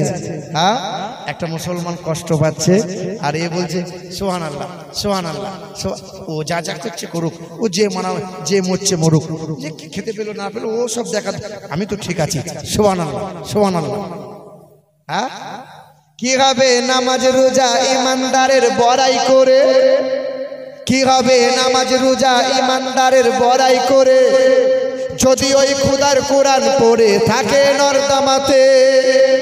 মসজিদের কোণে বসে জিকির করো যতই কষে, মসজিদের কোণে বসে জিকির করো যতই কষে, এইভাবে যাই না পাওয়া আল্লাহকে। কি হবে বেঁচে থেকে অযথা বিদ্যা শিখে, যদি না করতে পারো শোষণবিহীন সমাজটাকে। কি হবে আলেম হয়ে ইমাম সেজে সমাজেতে, কি হবে আলেম হয়ে ইমাম সেজে সমাজেতে, যদি পারো সত্য কথা উচ্চ স্বরে না বলিতে। চাকরির ভয় করো যদি ছেড়ে দাও ইমামতি, চাকরির ভয় করো যদি ছেড়ে দাও ইমামতি। কি হবে ধোঁকা দিয়ে আল্লাহকে, কি হবে বেঁচে থেকে অযথা বিদ্যা শিখে, যদি না করতে পারো শোষণবিহীন সমাজটাকে। পরশুদিন জুম্মার দিন, হ্যাঁ না, আপনি জুম্মার দিনে বলবেন হুজুরকে, ইমাম সাহেবকে বলবেন যে সমাজের যত সত্য কথা, নোংরামো যত চলছে, সত্য কথাগুলো দাঁড়িয়ে দাঁড়িয়ে মসজিদে ওয়াজ করুন। আপনার হুজুর কিন্তু সব সত্য বলতে পারবে। ইমাম সাহেব যদি জুম্মার দিনে দাঁড়িয়ে দাঁড়িয়ে বলে দেয়, যে ব্যক্তিটা সুদের কারবার করে তার ঘরে আমার খাবার খাওয়া যাবে না, যে ব্যক্তিটা মাঝে মধ্যে শরাব পান করে তার ঘরে খাবার খেলে আমার দোয়া আল্লাহ কবুল করবে না, যার বউটা পেট বার করে পঞ্চায়েতের ব্যাংকে যায় আর বন্ধনে লোন আনতে যায় তার ঘরে আমার খাবার খাওয়া যাবে না। আপনাদের দিকে সব যাই, লোন টোন আনতে যায়, মা বোনটা যায়, বাবা বাবা, হ্যাঁ আমাদের ওদিকেও চলে বাবা। তবে এখন একটু বলে বলে কমে, বাড়ির সামনে বসে আছি আর পাশের বাড়ি একটা ভাবি সম্পর্কে হয়, এইরকম ঠোঁট পালিশ, গাল পালিশ, দিয়ে কুচিয়ে শাড়ি পরে পেটটা বার করে হেলতে দুলতে যাচ্ছে। আমি চিন্তা করছি কি ব্যাপার, এ কি ব্যাংকের চাকরি টাকরি পেলো নাকি? মানে কি ব্যাপার, ও কোথায় যাবে? বলে ষাঁড় আসবে গো। কে আসবে বলো? ষাঁড়। ষাঁড় মানে তোমার বাড়ির ষাঁড়টা কি করেছে? ওই যে বাড়িতে বসে বসে বিড়ি খাচ্ছে, আর তোমার লোকটাকে বলে দিও যেন গলায় দড়ি দিয়ে মরে যায়। ও ঘরে বসে বসে বিড়ি খাচ্ছে, বউ যা ইনকাম করে নিয়ে যা, টাকা নিয়ে আসগা। কি হয় বাবা, ওই ষাঁড়টাকে মধ্যখানে বসিয়ে রেখে 10টা মহিলা গোল করে ঘিরে ধরে। ষাঁড় একটু দেখো আমাকে, একটু দেখো, লজ্জাও নাই শরমও নাই। আপনার গ্রামের ইমাম সাহেব যদি দাঁড়িয়ে দাঁড়িয়ে ওয়াজ করে দেয়, যার বউটা পেট বার করে পঞ্চায়েতে যায়, ব্যাংকে যায়, বাজারে যায়, আর বন্ধনে লোন আনতে যায়, তার ঘরে আমার খাবার খাওয়া যাবে না। যে ব্যক্তিটা ভাইয়ের হক মেরে মেরে খায়, ওর ঘরে আমার খাবার খাওয়া যাবে না। যে বিয়েতে, ছেলের বিয়েতে মোটা টাকা বাপ গুনে গুনে পণ নেয়, ওর বাড়িতে ওর ভোজ খাওয়া আমার যাবে না। এই বাড়ির খাবার খেলে আমার দোয়া কবুল হবে না। জেনে রেখে দেবেন ইমাম সাহেব সত্য কথাগুলো। কাল যদি জুম্মার দিনে দাঁড়িয়ে বলে দেয় পরশু দিন কি চাকরি রইবে? কথা বলেন না কেন? চাকরি কিন্তু আর রইবে না। এখন তো মসজিদে ইমাম মানে ইমামতি করা এত কঠিন, বুঝলেন? গ্রামের মুসলিম সব মুফতি হয়ে গেছে গো। একজন গরিব মানুষ মৌলবি হয়েছে, যে মসজিদে থাকবো, তা কোথায় থাকবে? যাই তো গরিব মানুষ গোটা 20-25 টাকা পকেটে নিয়ে বেরিয়েছে, জুম্মার নামাজ পড়তে গেছে। তা কমিটির লোক বলছে হুজুর বায়ান করুন, একটু শুনি কেমন বায়ান আপনি করেন। তো বায়ান সুদের ব্যাপারে একদম খেসে দিয়েছে। সুদ খাওয়া হারাম, যে ব্যক্তি সুদ খায় তার ঘরে খাবার খাওয়া যাবে না। যে ব্যক্তি সুদের কারবার করে তাকে মসজিদের সেক্রেটারি ক্যাশিয়ার থাকা যাবে না। খুব বলেছে। জুম্মা নামাজ বাদ সেক্রেটারি বলছে চাকরি কিন্তু আমরা হতো, এই ওয়াজটা যদি আপনি না করতেন চাকরি ফাইনাল হয়ে যেত। আমি মাঝে মধ্যে একটু অল্প স্বল্প সুদ খাই, আপনি বাড়ি চলে যান, পরে দেখা যাবে। চাকরি হলো না। দ্বিতীয় আর একটা মসজিদে গেছে, আবার ওয়াজ করেছে মহিলাদের পর্দার ব্যাপারে। যার বউ পেট বার করে এখান ওখান করে সেজন্য মসজিদে ক্যাশিয়ার না থাকে। তা জুম্মার নামাজ পড়ে বলছে হুজুর আপনি বাড়ি যান, ফোনে জানাবো আপনাকে। যে কেন, কি ব্যাপার? চাকরি আপনার হতো, আমি মতোয়াল্লি লোক, আমার বউটা একটু মাঝে মধ্যে পঞ্চায়েত যায়, আর আপনি যে ওয়াজ করেছেন চাকরি কিন্তু ওটা হবে না। তা মৌলভী সাহেব বাড়ি গেছে, তা মৌলভী সাহেবের বউ বলছে তুমি ওয়াজ করছো কেন মসজিদে গিয়ে? তুই বায়ান করো না, ডাইরেক্ট গিয়ে নামাজ পড়াবে, তুমি পাকামো করে আবার ওয়াজ করছো কেন? ঠিক বলেছে, আর ওয়াজ করবো না। ওয়াজ করছি চাকরি হচ্ছে না, ওয়াজ কিন্তু আর করবো না। তৃতীয় জুম্মাতে একটা মসজিদে গিয়েছে, সোজা কিন্তু ডাইরেক্ট জুম্মার নামাজ পড়াবে, দিয়ে নিয়ত করেছে আলহামদুলিল্লাহি রাব্বিল আলামিন। সূরা ফাতিহাটা পড়ার পর লম্বা সূরা ধরেছে, ইয়াসিন ওয়াল কুরআনিল হাকীম ইন্নাকা লামিনাল মুরসালিন। এরকম করে জুম্মার নামাজটা পড়ার পরে মসজিদের যে সভাপতি ছিল বলেন, সে কেউটো সাপের মতো ফুলছে শুধু। তা বলছে কি হলো কি তোমার? বলছে মৌলভীকে ডাক। কেশিয়ারের নাম ইয়াসিন, তার বাপের নাম হলো হাকিম।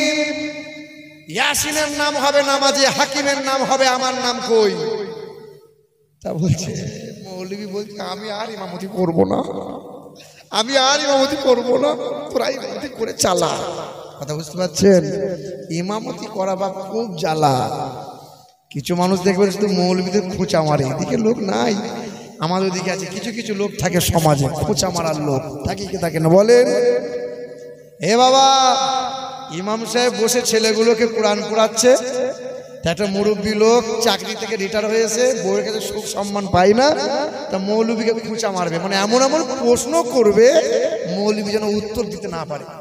এসছে আসসালামু আলাইকুম, ইমাম সাহেব বলছে এত সুর করে সালাম দেয় কে? ছেলেগুলো বলছে হুজুর ও সাংঘাতিক বিছুতি মাল, একটু সাবধানে। তো ঠিক আছে দেখি। তা বলছে ওয়ালাইকুম আসসালাম, কি ব্যাপার চাচা? বলছে বাপ আপনার কাছে এলাম গো। তা আমি যখন ঘর থেকে বেরিয়েছিলাম তখন আমার ঘড়িতে বাজে 8টা, এখন আপনার মসজিদে এখানে দাঁড়ালাম, এখন বাজে 10টা। কতক্ষণ লাগে? 2 ঘন্টা। আচ্ছা 2 ঘন্টা যদি আসতে সময় লাগে তাহলে আমার বয়স কত? তা মৌলভী সাহেব বলছে আপনার বয়স আপনি জানেন? আপনি জানেন? তো বলছে মৌলভীদের বুদ্ধি নাই, ঘরে বলতে পারে না। যারা বাংলা লেখাপড়া করে তারা জানে একটা অঙ্ক আছে, পুত্রের বয়স যদি এত হয় তো পিতার বয়স কত আছে, এরকম একটা অঙ্ক।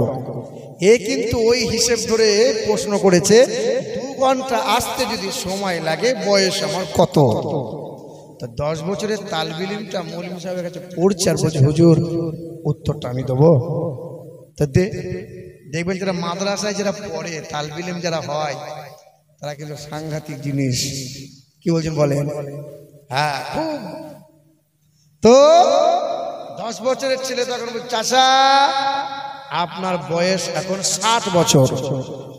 মুরব্বী ভাবছে যে বাচ্চা ছেলেটা তো বললো, ঠিকই তো বললো আমার বয়স 60, কিন্তু বাচ্চা ছেলে জানলো কি করে?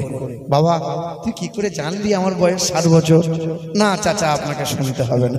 না বাবা বল, বাবা কি করে জানলি? বলে চাচা রাগ করবে না। না বল বল। বলে আমার বাড়িতে আমার একটা বড় ভাই আছে, আমার বড় ভাইটার বয়স এখন 30 বছর। কত কত বলো? কিন্তু আধ পাগলা। এই দেখো ক পাগলা? আধ পাগলা। কত পাগলা? তাই বসে বসে হিসেব করলাম, বড় ভাইয়ের বয়স যদি 30 বছর আধ পাগলা হয় তাহলে ফুল পাগলা হলে বয়সটা কত হবে? কত হবে বলো? হ্যাঁ, তখন এ চিন্তা করছে সব জায়গায় পাকামো করা যাবে, কিন্তু এদের সাথে পাকামো করে পার পাওয়া যাবে যাবে না। তাই বাবাজিরা আমার ইমামদের সম্মান দেবেন, ইমামদের ভালোবাসবেন, তালবিলিমদের ভালোবাসবেন। একবার দরুদ শরীফ পড়ি, আল্লাহুম্মা সাল্লি আলা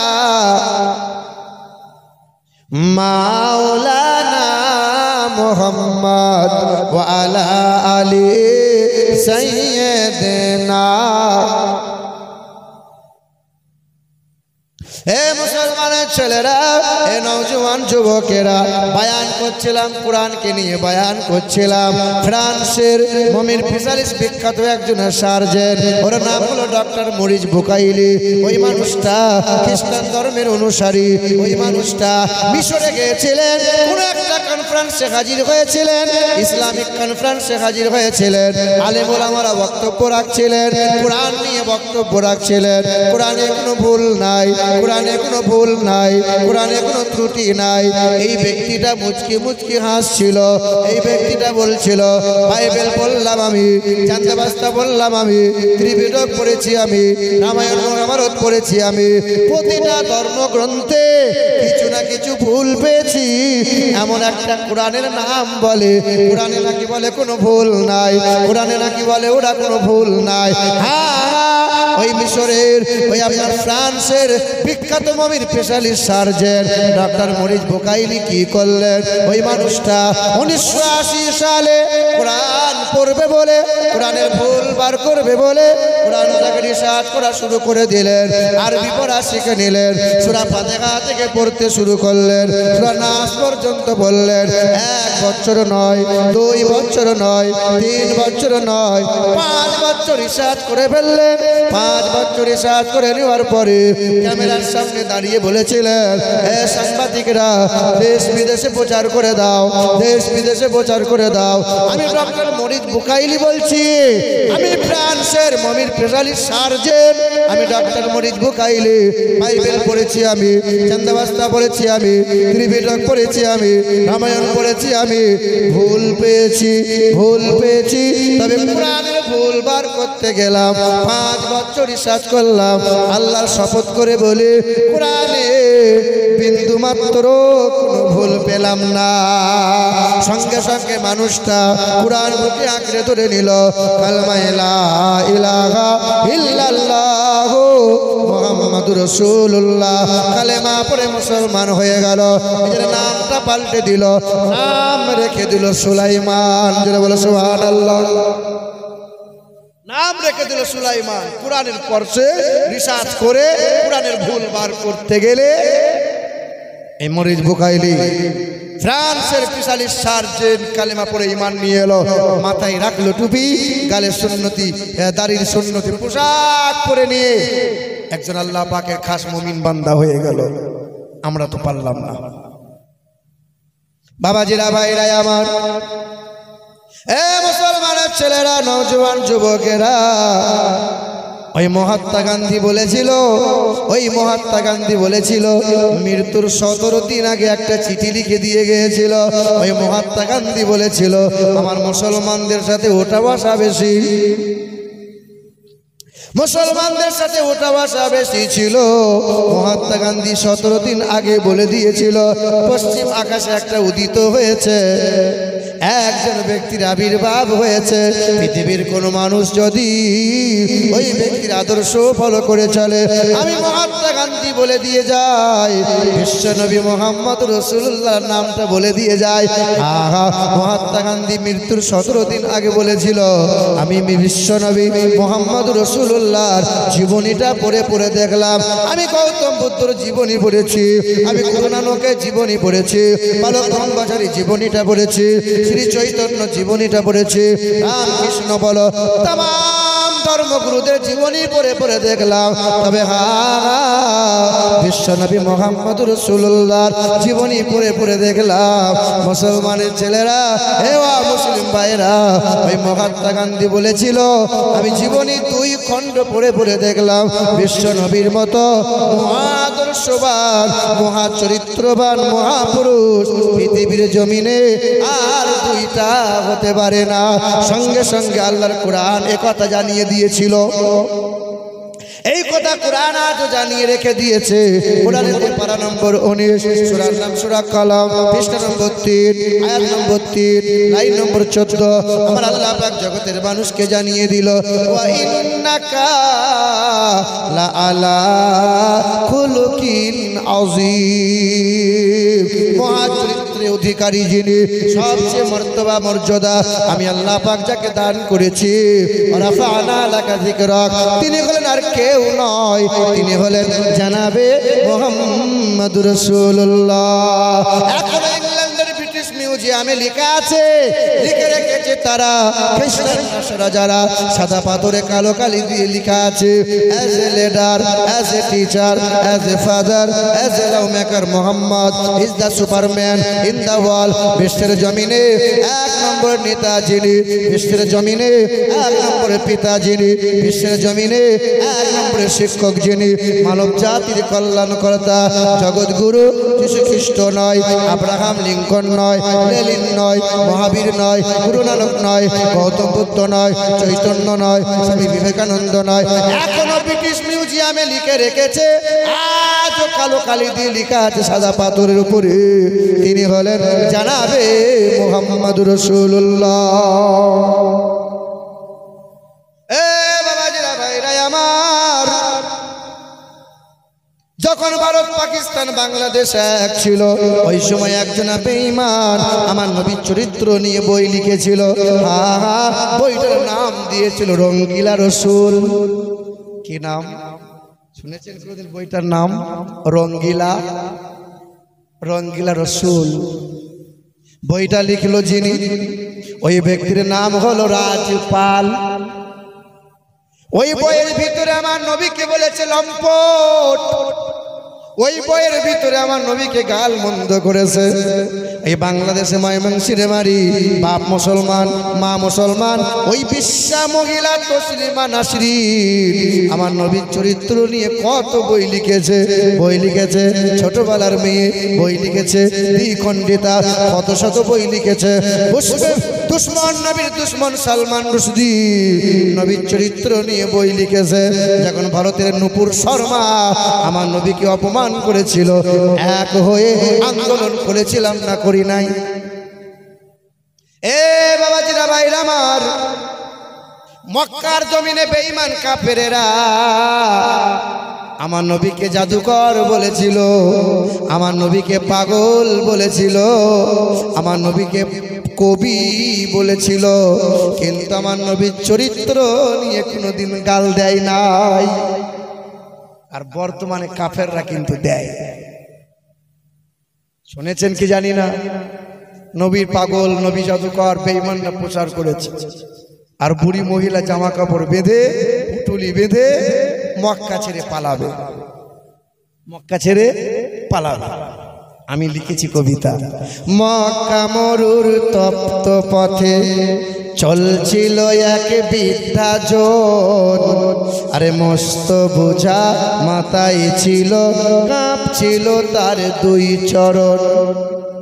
দাঁতে ভেঙেছে বয়স ভারী, দাঁতে ভেঙেছে বয়স ভারী, আর পেকেছে মাথার কেশ। ক্লান্ত ছিল বুড়ির শরীর, ধুলাই ধূসর মলিন বেশ। সামনে এসে এক যে যুবক, সামনে এসে এক যে যুবক, ভিতরে কয় আম্মা জান, এই বুঝাটি বইলে মাগো বাঁচবে বলো তোমার প্রাণ। যুবক অচেনা, নুরানি চেহারা, ফুটফুটে চেহারা, অচেনা যুবকটা এসে বলছে, ও মা, তুমি যে এত বড় পুটুলি বেঁধেছো মা, তুমি বইতে পারবে? ও মা, আমাকে দাও না, আমি একটু বইয়ে দিই। দাও তুলে দাও আমার মাথায়, শোনেন, দাও তুলে দাও আমার মাথায়, তুমি শুধু পথে দেখাও, যেথায় যাবে শান্তি পাবে আম্মা তুমি পা বাড়াও। লইব না মা পয়সা করি, লইব না মা পয়সা করি, চাইব দোয়া আশীর্বাদ, তোমার সেবা করেলে মাগো এই এতিমের মিটবে সাথ। বুড়ির বোঝা মাথায় নিয়ে, বুড়ির বোঝা মাথায় নিয়ে চলল যুবক পথে ধরে, মানব সেবার খুশির হাওয়া বইছে যে তার অন্তরে। বুড়িমা যায়, বুড়িমা যায়, টুকটুক করে যুবকটা পুটুলি মাথায় নিয়ে যায়। কিছু দূর যাওয়ার পরে তখন যুবকটা জিজ্ঞাসা করে, মা কোথায় যাচ্ছ গো মা, তোমার চোখে পানি, তুমি যাচ্ছ কোথায় মা, একটু বলো না। বৃদ্ধাটিকে শুধাই যুবক, বৃদ্ধাটিকে শুধাই যুবক, যাচ্ছ কোথায় আম্মা জান, মন কেন মা ভরা ক্লান্ত, তুই নয়নে অশ্রুবাণ। তখন বুড়ি মহিলা বলে, বৃদ্ধা বলে কালকে নাকি, বৃদ্ধা বলে কালকে নাকি আসবে গায়ে মোহাম্মদ, লইবে কেড়ে ধর্ম মদের লক্ষ্মী নাকি ভীষণ বদ। কালকে কি আসবে? মোহাম্মদ, তার ভয়ে পালাচ্ছি। হ্যাঁ, কালকে মোহাম্মদ আসবে তাই ভয়ে পালাচ্ছি। যুবকটা মুচকি মুচকি হাসে, তো কিছু বলে না।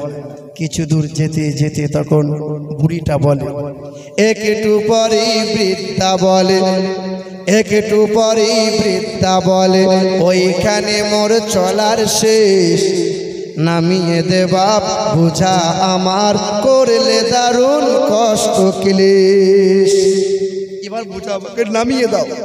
যুবকটা নামিয়ে দিয়েছে, যুবক নামিয়ে দিয়ে তখন বাড়ির দিকে রওনা দিয়েছে। তো বুড়িটা ফেলিয়ে চেয়ে দেখে এত ভালো ছেলে। তখন বুড়ি মহিলা বলে, ফুলের মতো মুখটি তোমার, ফুলের মতো মুখটি তোমার, মায়াই ভরা তোমার প্রাণ, কি নাম তোমার, কোথায় বাড়ি, যাও না বলে আব্বা যান। তোমার নাম, তোমার পরিচয় একটু দাও না বাবু, তোমার এত সুন্দর চেহারা, তুমি এত আদর্শবান ছেলে, মক্কায় বাড়ি। তখন যুবকটার সামনে এসে এরকম দুটো হাত জড়ো করেছে।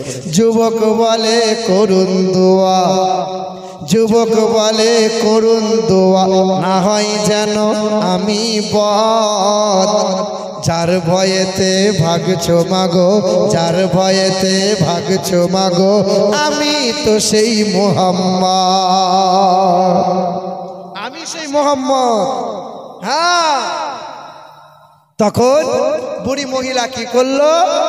বুড়ি মহিলা নবীজির হাতে হাত রেখে কালেমা পড়ে ঈমান নিয়ে এলো, নবীর আদর্শ থেকে মুক্ত হয়েছিল। মুসলমানের ছেলেরা, নওজোয়ান যুবকেরা, আমার বাবারা, ভাইরা আমার, ভারত পাকিস্তান বাংলাদেশ তখন এক ছিল। রাজপাল বলে একজনা বেঈমান আমার নবীর চরিত্র নিয়ে বই লিখে দিল। রঙ্গিলা রসুল, রঙ্গিলা রসুল বাজারে প্রচার হয়ে গেল, বিক্রি হতে লাগলো। ওই সময় নবীজির আশিক 19 বছরের ছেলে বাজার করতে গিয়েছিল। ছেলেটা রঙ্গিলা রসুল বইটা কিনে নিয়ে এলো। ছেলেটা গরিব ঘরের ছেলে, কাঠ মিস্ত্রি ছিল, 5 ওয়াক্ত নামাজ পড়তো, সকাল সন্ধ্যা নবীজির মহব্বতে দরুদের আমল করত। কি করত? দরুদ শরীফ। আপনাদের বলে দিয়ে যায়, সকাল সন্ধ্যা নিয়মিত যদি কোনো মানুষ দরুদ শরীফের আমল করতে পারে, ওই মানুষটা রাস্তাঘাটে অ্যাক্সিডেন্টে মরবে না। যে ব্যক্তি সকাল সন্ধ্যা দরুদ শরীফের নিয়মিত আমল করবে, সে ব্যক্তি দরিয়ায় জলে ডুবে কোনোদিন মরণ হবে না। যে ব্যক্তি দরুদ শরীফের সকাল সন্ধ্যায় নিয়মিত আমল করবে, তার সংসারে কখনো অভাব আসবে না। যে ব্যক্তি দরুদ শরীফের আমল করবে, তাকে আল্লাহ পাক রুজিতে মালামাল করে দেবে। যে ব্যক্তি সকাল সন্ধ্যা দরুদ শরীফের আমল করবে, ওই ব্যক্তি আগুনে পুড়ে কোনোদিন মরণ হবে না। যে ব্যক্তি দরুদ শরীফের আমল করবে, তাকে বিছানায় পড়ে থাকতে হবে না। যে ব্যক্তি দরুদ শরীফের আমল করবে, ওই ব্যক্তির উপর জেন কবিশের আশ্রয় হবে না। যে ব্যক্তি দরুদ শরীফের আমল করবে, ওই ব্যক্তির উপরে শয়তান মানুষে দুশ্মনী করে ক্ষতি করতে পারবে না। আল্লাহর নবী বলেন, একবার দরুদ পড়ো, আল্লাহ 10টা নেকি দেবে। একবার দরুদ পড়ো, 10টা গুনাহ মাফ করে দেবে। একবার দরুদ পড়ার কারণে আল্লাহ 10 গুণ মর্যাদা আরো বাড়িয়ে দেবে। কিসের আমল হবে? দরুদ শরীফের নিয়মিত আমল করেন, সাংঘাতিক।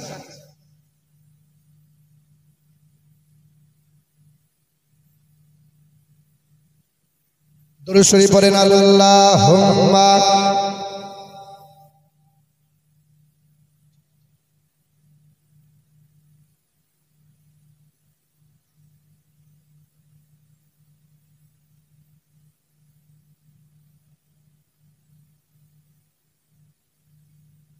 সাল্লাল্লাহু তাআলা আলাইহি ওয়াসাল্লাম।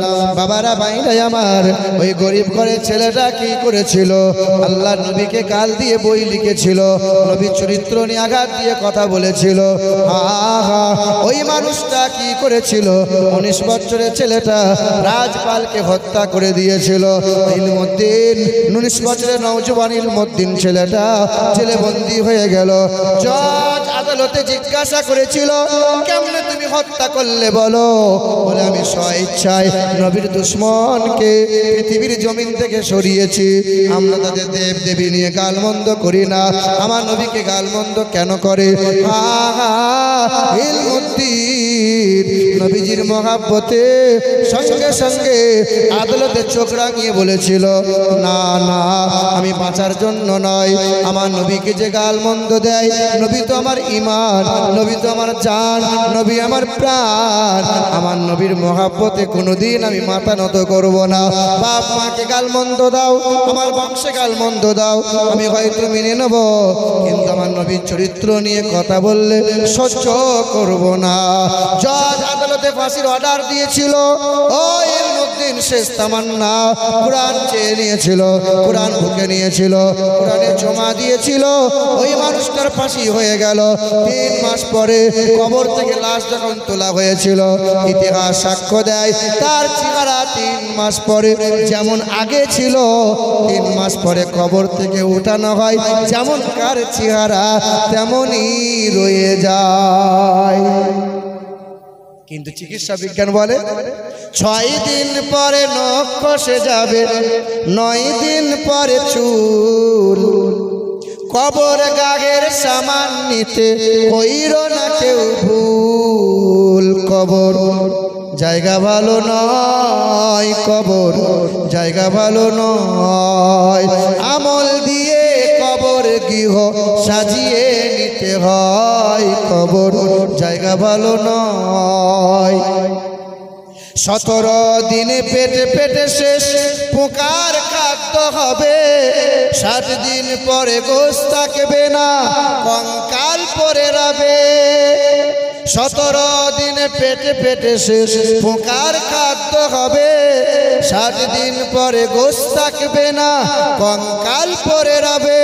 90 দিনে হাড়গুলি সব, 90 দিনে হাড়গুলি সব আলাদা হয়ে রয়। কবর জায়গা ভালো নয়, কবর জায়গা ভালো নয়। আমল দিয়ে কবর গৃহ সাজিয়ে নিতে হয়।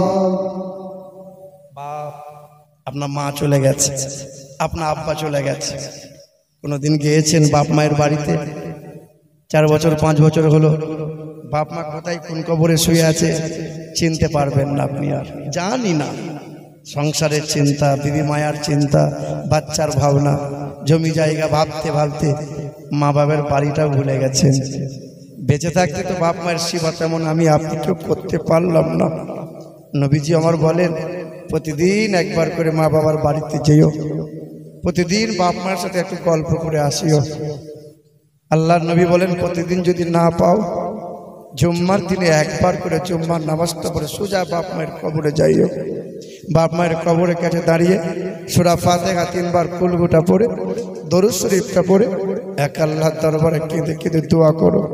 আর বলো নিজের মাকে, মা গো, ও মা, তুমি আজকে আমার বাড়িতে নাই বলে না, আমার বাড়িটা খুব অন্ধকার লাগে জানো মা। আমার বাড়িতে টাকা আছে, আমার বাড়িতে ছেলে মেয়ে আছে, আমার বাড়িতে সবাই আছে, কিন্তু তুমি নাই বলে না আমার বাড়িটা বিলীন হয়ে গেছে, আমার বাড়িটা খুব ফাঁকা ফাঁকা লাগে জানো মা। সেদিন এই ছেলেটা যদি কবরের পাশে দাঁড়িয়ে বাপ মায়ের জন্য কেঁদে বলে, মালিক, আমার মা সারা জীবন পা হাতে তেল মালিশ করে দিয়েছিল, কিন্তু আমি এমন একটা সন্তান, মায়ের জ্বর এসেছিল, মায়ের পায়ে একটু তেল দিতে পারি নাই, বাপের পায়ে একটু তেলটা মালিশ করে দিতে পারি নাই। যে মা সারা জীবন জামা কাপড় পরিষ্কার করে দিল, ওই মায়ের বিছানাটাও কোনো দিন আমি ছেড়ে দিই নাই, ঘরটা কোনো দিন ঝাড়ু মেরে দিই নাই। আমি আমার মাকে রেখে দিয়েছি মালিক। না কে খাওয়ানে वाला মা, না পরে পড়ানে वाले মা। যে বাপ নিজের রক্তকে পানি করে ছেলের আবদার পূরণ করেছে, ওই বাপকে শুয়ানো আছে মালিক। সন্তান যখন মা বাবার জন্য একটু চোখের পানি ফেলে, আল্লাহ পাক বাপ মায়ের কবরটা জান্নাতের বাগান, জান্নাতি মেওয়া, জান্নাতি খাওয়া, জান্নাতি পোশাক, জান্নাতি হাওয়া দিয়ে প্রবাহিত করে দেন, জান্নাতের টুকরা বানিয়ে দেন। এখানে যাদের বাপ আর মা, এখানে যাদের বাপ আর মা পৃথিবীতে চলে গেছে, বাপ মা নাই, কার কার নাই একটু হাত তুলে দেখাতে পারবেন? কার কার নাই? আল্লাহ কাছে দোয়া করবো একটু, একজন হাত নামাই। আমি আল্লাহ, তোমার দরবারে যে বান্দাগুলো হাত তুলেছে মালিক, আল্লাহ তোমার এই বান্দাগুলোর হাত তোলাকে কবুল করে নাও। যাদের বাপ মা কবরবাসী হয়ে আছে, হাত তুলেছে মালিক, তুমি তাদের বাপ মায়ের কবরটা জান্নাতের বাগান বানিয়ে দাও। জোরে বলেন আল্লাহুম্মা আমিন। নবী বলেন, মুসাফির হালতে থাকলে পরে ওই মুসাফিরের দোয়া আল্লাহ ফিরিয়ে দেয় না। মুসাফির মানে বোঝেন, 90-92 কিলোমিটার রাস্তা কোনো ইমানদার মুসলমান যখন অতিক্রম করবে, তার জোহরের নামাজটা 2 রাকাত হবে, আসরের 4 রাকাত ফরজটা 2 রাকাত হবে, ইশার 4 রাকাত ফরজটা 2 রাকাত হবে। কসরে মুসাফির হালতে আছি, নবী বলেন মুসাফিরের দোয়া কখনো আল্লাহ ফিরিয়ে দেবে না। আপনারা অনেক টাকা দিয়েছেন, আগামী বছরের জন্য একটা মানুষ পারবেন, কোরআন 1, কাবা 1, আল্লাহ 1, একটা আল্লাহর মুমিন বান্দা পারবেন যে 1,000 টাকা দেবো আমি আমার বাপ আর মায়ের জন্য? একটা মানুষ পারবেন? একটা মানুষের কাছে আমি চাইছিলাম, একটা মানুষ। আপনি দেবেন? 2000 দেবেন না 1000? 1000 কি নাম বাপের? দিয়েছেন আগে 1000 দিয়েছেন, আবার দেবেন কি নাম? রজব আলী সাহেব। নারায়ে তাকবীর, নারায়ে তাকবীর। রজব আলী সাহেব 1000 টাকার দাতা। একজন বলেন তো লা ইলাহা ইল্লাল্লাহ, লা ইলাহা ইল্লাল্লাহ এটা বললে পড়লে ইমানদার হওয়া যাবে? কি বলছেন আপনারা? আর একজনকে মেনে নিতে হবে, মুহাম্মাদুর রাসূলুল্লাহ। আল্লাহ পাক বলছেন আমি যত যা কিছু বানিয়েছি জোড়া জোড়া বানিয়েছি, আসমান জমিন, নর নারী, সাদা কালো, মিথ্যা সত্য, উঁচু নিচু, জান্নাত জাহান্নাম, মুরগা মুরগি, ঘোড়া ঘুড়ি, আমি আল্লাহ যত যা বানিয়েছি জোড়া জোড়া বানিয়েছি। জোড়া হওয়ার মতো আর একটা মানুষ পারবে যে আমি দেবো 1000 টাকা মায়ের আর বাপের জন্য? ছেলেটা এখনই অসুখ হলে না, এখনই ডাক্তারখানা যেতে গেলে লাখ টাকা যদি খরচের কথা বলে, আপনি কি করবেন? টাকা পয়সা নাই, জমি জায়গা বিক্রি করে আপনি দেবেন। এইরকম একটা নবীজির মহাব্বতে জান্নাতের বাগান হবে, আর আপনার মতো মানুষটা দেবে, আল্লাহ পাক কবুল করে নেবে। বাপ মায়ের জন্য দেবেন, ছেলে মেয়ের জন্য অনেক কিছু করলেন আপনি, আপনার মা বাবা ইন্তেকাল হয়ে গেছে, একটা মানুষ দেন যাদের বাপ মা এখনো জীবিত আছে, বাপ মায়ের সুস্থতার জন্য একটু দোয়া করব। 1000 টাকা চাইছিলাম। প্যান্ডেল আর খাওয়া খরচের ব্যাপারটা কমিটির লোক যতজন আছে ওরা সব দায়িত্ব নিয়ে নিয়েছে। প্যান্ডেল এবং নজরুল আছে একজনা, আর আকরম আছে দুজন থেকে দায়িত্ব নিয়ে কমিটির তরফ থেকে প্যান্ডেল এবং খাওয়া খরচের দায়িত্ব ওদের। কিন্তু আর কিছু অর্থের প্রয়োজন আছে। একজন বাবা জীবন দিয়েছে বাপ মায়ের জন্য 1000 টাকা, আর একজন বাপ মায়ের সুস্থতার জন্য, বাপ মায়ের মঙ্গল কামনার জন্য। যে বাড়িতে বালা মুসিবত দূর হয় না, রোগ ছাড়ে না, নবী বলছেন বেশি বেশি সদকা করো, সদকা করো, বালা দূর হবে, রোগ দূর হবে, অশান্তি দূর হবে। আর একজন মায়ের লাল জোড়া হওয়ার মতো আর একজন হবে ইনশাআল্লাহ। আপনি দেবেন? সুবহানাল্লাহ। কি নামটা বলেন তো? ইয়াকুব গাজী, নারায়ে তাকবীর, নারায়ে তাকবীর। ইয়াকুব গাজী 2000 টাকার দাতা, 1000 টাকার দাতা। দুইজন হলো 2000, একজন হলো রজব আলী গাজী, একজন হলো ইয়াকুব আলী গাজী। 1000 করে 2000 টাকা। বলেন তো আজান হয় কয় অক্ষরে? কয় অক্ষরে? নামাজ হয় কয় অক্ষরে? কালেমা হয় কয় অক্ষরে? ঈমান হয় কয় অক্ষরে? 3 অক্ষরে। আরশ হয় কয় অক্ষরে? কুরসি হয় কয় অক্ষরে? 3 অক্ষরে। 3টে কাজ কবরডাঙ্গাতে ভুলেও করা যাবে না। যে কাজটা 3টে কাজ আপনার গ্রামে বেশি বেশি হয়, কবরডাঙ্গায় যারা মাটি খনন করে হাঁটুর ওপরে কাপড় তুলে কবরের মাটি খনন করা যায় না। 2 নম্বর, কবরডাঙ্গায় বসে গাল ভরে খাবার খাওয়া যায় না। 3 নম্বর, দাঁত বার করে হাসি ঠাট্টা করা যায় না। কবরডাঙ্গায় 3টে কাজ করা যাবে না। 3 নম্বরে চাইছিলাম, আল্লাহ বলছেন 3টে জায়গা রেখেছি, 3টে জায়গা রেখেছি। একটা হলো লৌহে মাহফুজ, একটার নাম হলো আরশ কুরসি, একটার নাম হলো সিদরাতুল মুনতাহা। এই 3টে জায়গার যে নৈকট্য লাভ করে সে আল্লাহর ওলি বান্দা হয়ে যায়। জোরে বলে সুবহানাল্লাহ। তাই 3 নম্বরে চাইছিলাম আমার রজব আলী সাহেব দেবেন 1000 টাকা, ইয়াকুব আলী সাহেব দেবেন 1000 টাকা। 3 নম্বরে আর কোনো বাপ আছে, আর কোনো ভাই পারবো? 3 নম্বরে 1000 টাকা চাইছিলাম। 1000 টাকা হবে ইনশাল্লাহ। 1000 টাকা চাইছিলাম। টাকা তো হাতের ময়লা, আসতে যতক্ষণ যেতেও ততক্ষণ কত টাকা কত দিক দিয়ে হয়ে যায়। এরকম একটা মাজমা হচ্ছে। সারাদিন কাজ করেছেন, এই মোবাইলটা সারাদিন টিপাটিপি করেছেন, সন্ধ্যাবেলায় চার্জটা শেষ হয়ে গেছে বলে আবার চার্জ গুঁজে দিয়েছেন। চার্জ হোক, দুনিয়াদারি করেন, চাষ আবাদ করেন, মানুষের ইমানে কমজোরি হয়ে যায়। ইমানের পাওয়ার বাড়ানোর জন্য প্রতি বছরে একটা করে ইসালে সওয়াব এইরকম জালসার মজলিসের প্রয়োজন আছে। তাই 3 নম্বর আর একজন ভাইকেও পারবো, কোন একটা ভাই তার শ্বশুর শাশুড়ির জন্য, দাদা দাদির জন্য, নানা নানির জন্য, বাপ মায়ের মাগফিরাতের জন্য, কোন আত্মীয় পরিবারের জন্য, বাপ মায়ের সুস্থতা কামনার জন্য। আর একজন মুরব্বী বাপ, কোনো ভাই পারবো না। 1000 টাকা চাইছিলাম, 10,000 চাইনি, 5,000 চাইনি, 2,000 চাইনি, 1000 টাকা চাইছিলাম। আব্বা হবে না? হবে না ইনশাল্লাহ। একটা মানুষ 3 নম্বরে। 3 নম্বরে আর একজন একটু হাত তুলে বলেন না যে ইনশাআল্লাহ আমার নামটা লিখে দেন, দানের খাতায় আপনার নামটা লিখে থাকবে। জানেন হাদিস পাকে এসেছে, যখন কোনো বান্দারা দান করে তো মা বাবার কবরে জান্নাতের হাওয়া প্রবাহিত হয়ে যায়। পাশের কবরে আপনার দাদা দাদি শুয়ে আছে, আপনার বাপ মা শুয়ে আছে। তখন বলবে তোমাদের কি নাতি পোতা নাই? তোমাদের কি ছেলে নাই? তোমাদের কি মেয়ে নাই? বলে আছে। সেদিন বাপ মা দাদু দাদি আফসোস করবে আর বলবে আমার পোতাটা দেবে। সেদিন মা বাপ আফসোস করবে আর বলবে দেখবে নিশ্চয়ই আমার ছেলেটা দেবে। যখন এই ছেলেটা দান করে সঙ্গে সঙ্গে এখনো টাকা দেয় নাই, শুধু বলেছে আমি দেবো। এই নিয়ত করার কারণে ওই সময় থেকে বাপ মায়ের কবরে দাদা দাদির কবরে জান্নাতের হাওয়া প্রবাহিত হতে থাকে।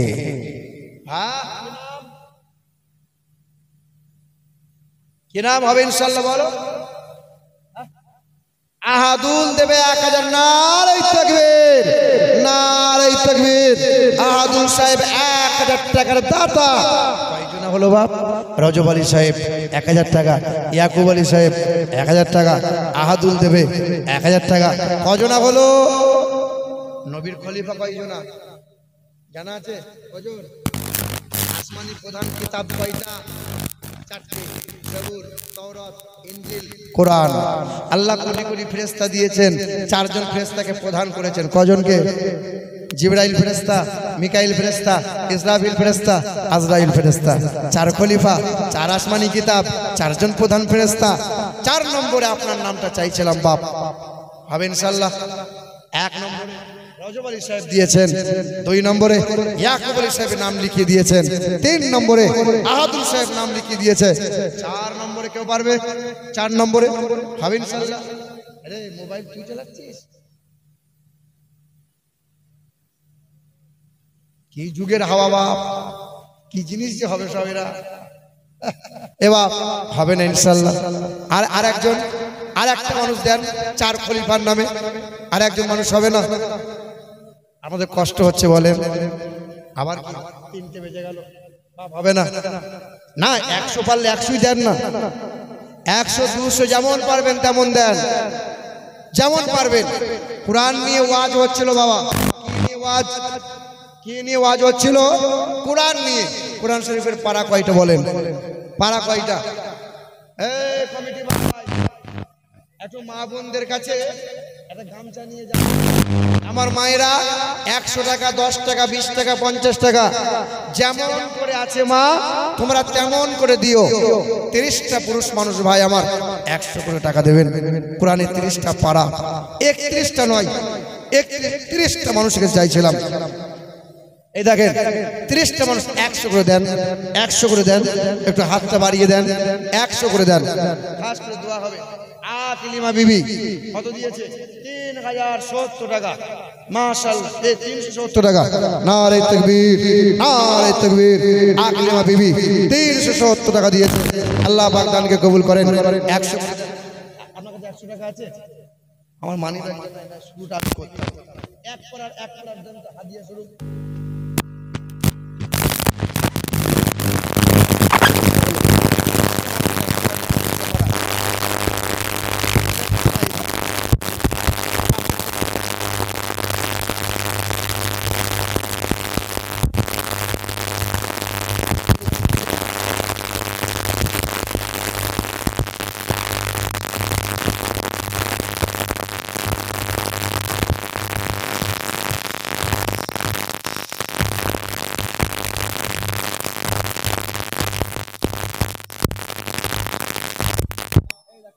হয়ে গেল, আর 26 পড়া বাকি আছে।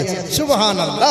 এই দেখেন 5 জনা হয়ে গেল, এই দেখেন 6 জনা হয়ে গেল, আর 24 পড়া বাকি আছে। দেখে কোন বাপের বেটা, আল্লাহ সব জানে কার পকেটের হাল কেমন, কার ব্যাংকে কেমন আছে আল্লাহ জানেন কি জানেন না? আল্লাহ। আর সামনে জানেন আল্লাহ। হ্যাঁ 7 জনা হয়ে গেল, 3 জন দিয়েছে, 7 আর 10 হয়ে গেল। মাশাআল্লাহ, আলহামদুলিল্লাহ, আলহামদুলিল্লাহ। এই মাশাআল্লাহ বাবাজি, এই দেখো সুবহানাল্লাহ। এই জন একজন বসেন বাপ, বসেন। এবার দোয়া হবে, আখেরি মোনাজাত হবে, সালাম হবে, দরুদ হবে, দোয়া হবে। আপনার বাপ মায়ের জন্য দোয়া হবে, দাদা দাদির জন্য দোয়া হবে, নানা নানির জন্য দোয়া হবে, মুরব্বিয়ানদের জন্য দোয়া হবে, গ্রামবাসীর জন্য দোয়া হবে। 11 জন হয়ে গেল, 11 জন হলো। কোরআন শরীফের 30টা পারা। এই দেখো আব্বা মায়ের জন্য 100 টাকা। হ্যাঁ আলহামদুলিল্লাহ, আল্লাহ কবুল করুক। যা দিয়েছে মাশাআল্লাহ, যাও খোকা, সুবহানাল্লাহ। 300 টাকা দিয়েছে। বাহ, আলহামদুলিল্লাহ, খুব পরিশ্রমের পয়সা। এই দেখেন কজনা হলো, কজনা হলো গো? টাকাও দেবেন না, গুনবেন না, গুনেন এটা কজনা হলো? 13 জনা হয়ে গেল। 13 জন হয়ে গেল। বাপ, 100 করে চাইছিলাম গো, 100 করে হবে না? 13 জন হয়ে গেল। বাকি কয়জন? বাকি কয়জন? 17 জন মহিলারা দিয়েছে। মাকড়াদের কি গো? ও মায়েরা, লক্ষ্মী ভান্ডার টাকা পাচ্ছ না মা? মমতা খালা যে কি ভুল করেছে, লক্ষ্মী ভান্ডারের টাকা দিয়ে 500 দিতে পারে 1000 করে দিয়েছে। কি বলছেন? আগে মহিলারা স্বামীদেরকে যা মানতো, এখন আর তা মানে না। আর ব্যাংকে আপনি যাবেন, শুধু মহিলাদের ভিড় বেশি। কি করবে খালা? লক্ষ্মীর ভান্ডার। ও মা, 500 করে দাও মা। 10টা মহিলা 500 করে দেবে না? এই দেখেন 14 জনা হয়ে গেল, এই 15 জনা, 17 জনা হয়ে গেল। এই হ্যাঁ, এই দেখো 100 চেয়েছি, দিয়ে গেছে 500 টাকা। আল্লাহ দানকে কবুল করুক, আল্লাহ খেতে কামড়ে বরকত দিক, আল্লাহ তামাম মুশকিলকে আসান করে দিক, আল্লাহ পাক রুজি রোজগারে বরকত দেন, আল্লাহ পাক হায়াতে দারাজ করে দেন। আলহামদুলিল্লাহ, মাশাআল্লাহ, সুবহানাল্লাহ। হয়ে গেছে 18 জনা। এই দেখেন, কই আনছেন টাকা? কই, কোথায় গিয়েছেন আপনি? আমি ভাবছি টাকা আনতে গেলেন আপনি। এই বাবাজিরা, হবে না? 18 জনা হয়ে গেছে, মাত্র 12 জনা গো। হ্যাঁ, ইউসুফ নবীর ভাই ছিল 12 জনা। নবী এসেছেন 12 তারিখে।